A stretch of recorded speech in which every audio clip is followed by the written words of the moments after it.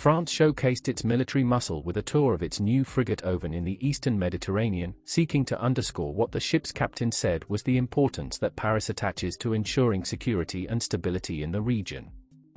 Captain Paul Merveilleux de Vigneault said the Auvergne frigate with its 150-strong crew would be deployed in the eastern Mediterranean until January to gather intelligence in order to show how the respect of international law and especially freedom of navigation matters to France. The Auvergne was commissioned 3 years ago.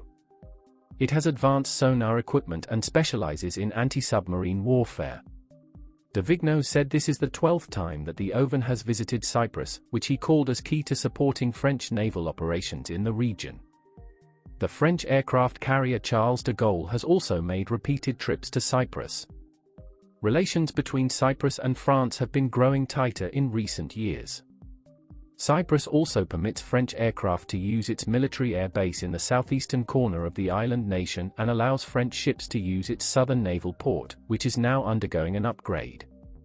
France is also keen to make its presence felt to send signals to Turkey not to interfere with offshore drilling by French energy company Total and its Italian partner Eni next year in waters off Cyprus' southern coast. France's Total and Italian Eni will start drilling in part of the Cyprus Exclusive Economic Zone's Block 6 in the first half of 2022 amid expectations Ankara will try preempt the move. Lying at the core of the Franco-Turkish tensions is the maritime dispute between Turkey, Greece, and Cyprus over the delimitation of maritime boundaries and exclusive economic zones, where France has strongly backed Greece's position at Ankara's discontent. When Ankara launched drilling operations in the northeast of Cyprus within Cypriot territorial waters, French President Emmanuel Macron decried an unacceptable Turkish conduct in the eastern Mediterranean and called Europe to form a united front in addressing Turkey's aggressive behavior. The ideological backbone of Turkey's confrontational policy in the eastern Mediterranean is to be found in the Blue Homeland Doctrine, outlined by Admiral Cem Gerdeniz in 2006. In a nutshell, the Blue Homeland Doctrine means an expanded vision of Turkey's maritime boundaries to encompass an extensive area of 462,000 square meters, a determination to defend these projected borders through coercive diplomacy and military means, and a repositioning of the country as a maritime power. The doctrine is a reflection of Turkey's nationalist turn and the country's search for geostrategic autonomy and energy security through access to hydrocarbon resources.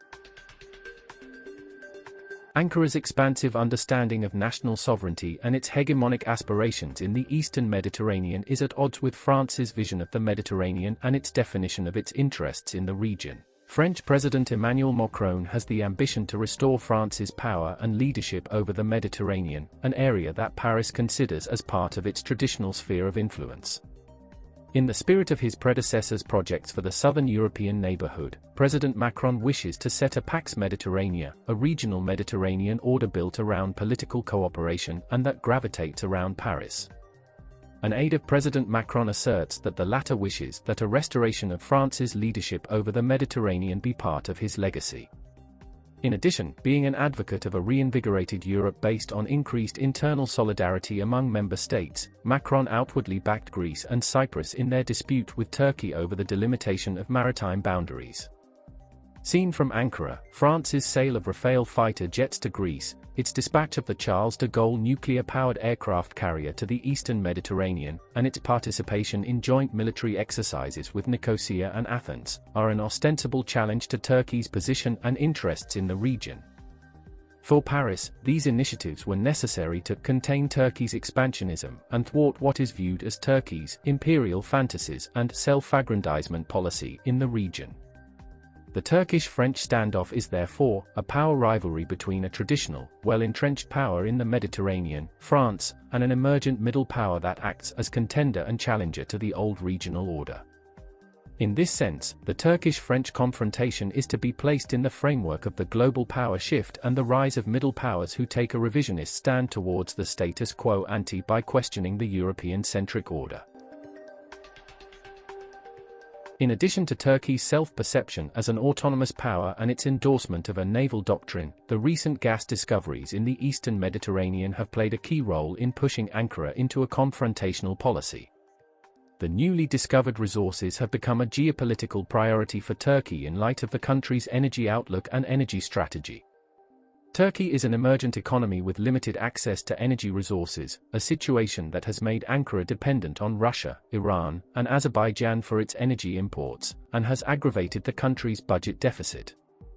Through hydrocarbon exploration, Turkey hopes to reduce its vulnerability and build its energy security. In addition, Turkey's strategic objective since the 2000s has been to position itself as an energy hub in the Eastern Mediterranean and a corridor linking the energy exporting countries of the East to the European importing markets.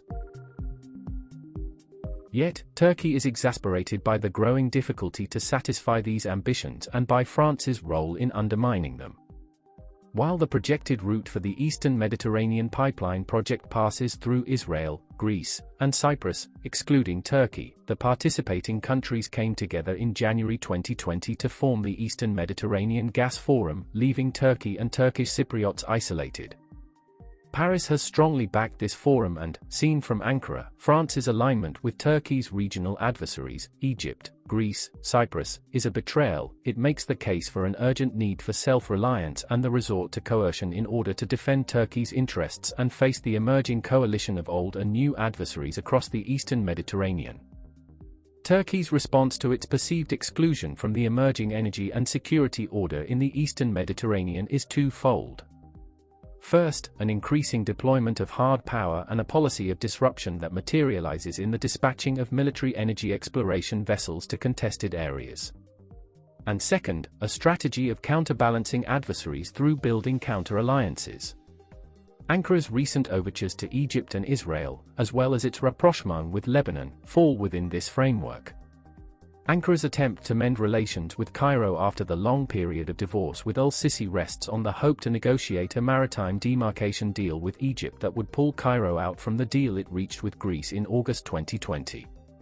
Similarly, Turkey views Lebanon as an important player in the Eastern Mediterranean equation and sought to pull Beirut to its side in the energy rivalry over the region by offering technical assistance and expertise in the realm of negotiations of maritime boundaries.